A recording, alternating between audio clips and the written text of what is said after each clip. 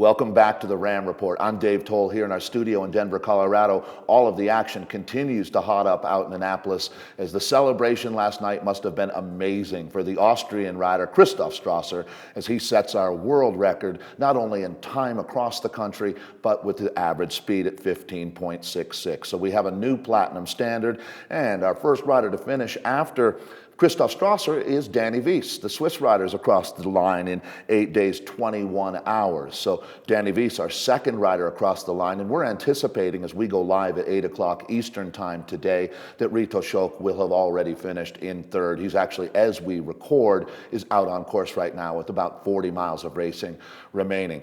The situation in the women's race has remained relatively consistent over the last 24 hours as Maria Parker remains on the front as Cassie Schumacher continues to chase her on the way into Annapolis. So we haven't seen all that much change in our solo females category. The real story that we're moving to now is going to be Team Allied Forces.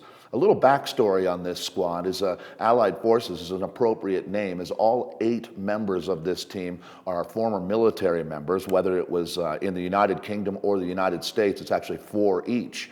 As our teams originally started out basically riding with their countrymen, that has been cross-pollinated as time has gone on. It's been really interesting to watch how their tactics have changed throughout the last 4 days. And what they've done is try to get the right riders with each other for the right situations. As obviously, as they've made their way through the Rocky Mountains and now through the plains, it has kind of reset things once again with some very punchy climbs and tricky descents that the riders are seeing on the way into the finish line now. They've actually shortened up their shifts. They were doing each 4-rider team. Now, once again, 8 total riders split into 2 groups of 4. Originally, it was done by nationalities, but now that has changed. And what they're doing is no longer taking long, monster 7-hour pulls out in the saddle, but shortening that up, trying to keep their average speed high and doing 4-hour shifts.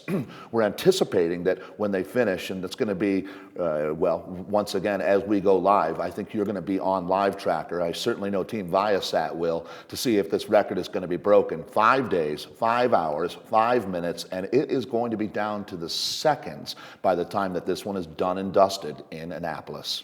The 2013 Race Across America is going to be memorable in many ways, not just the Christoph Strasser ride as he sets multiple records for us, but also different categories, as we're going to take a look now at a lot of the records that are in the balance right now.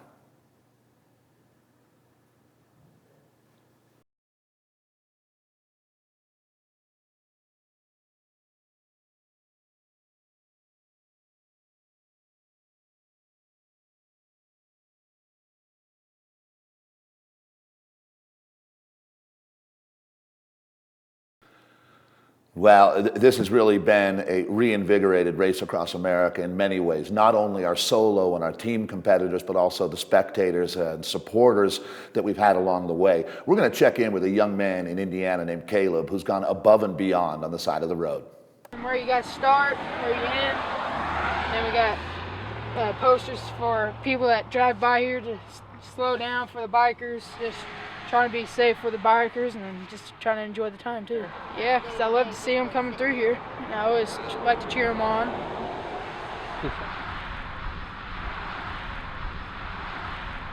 Yeah, there's a lot more than just the bike racing going on here at RAAM 2013. For stories like Caleb's and more, please join us for Riding the Line. You can find that at raamrace.org. We have seen some amazing stories of courage along the way as the riders make their way into this 2,000 to 2,500 window. It really is gut check time. We've seen riders with some severe cramping that we thought would have taken them out of the race, but they've continued to fight back. That's Gerald Bauer that we're talking about there. We've also seen riders like what Franz is doing with his saddle, getting very creative out there, trying to keep himself just on the bike at this point. There's something that going back to the 80s, they called Schirmer's neck. It's obviously a condition that comes with the extensive miles that the riders are putting in, and just the fact that wearing a helmet and keeping your head up becomes a real strain on your shoulder and neck muscles. Well, you can see that quite a few riders out here have decided to fashion a neck brace to help support themselves as they make their way through the last 1,000 miles. You can see the extreme measures that are taken.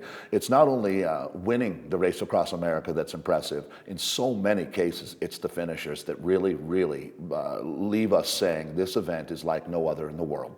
It's been great having you all follow along with us here on the 2013 edition of the Race Across America. There's a lot happening as we go live tonight at 8 o'clock Eastern Time. Highly encourage you to follow along on the tour tracker. That's at raamrace.org to see if we did have a new record set in our 8-man team competition, and obviously how the rest of our solo and team riders are doing out there. I'm Dave Toll. For our entire Race Across America team, I'd like to say thanks for joining us, and we'll see you tomorrow.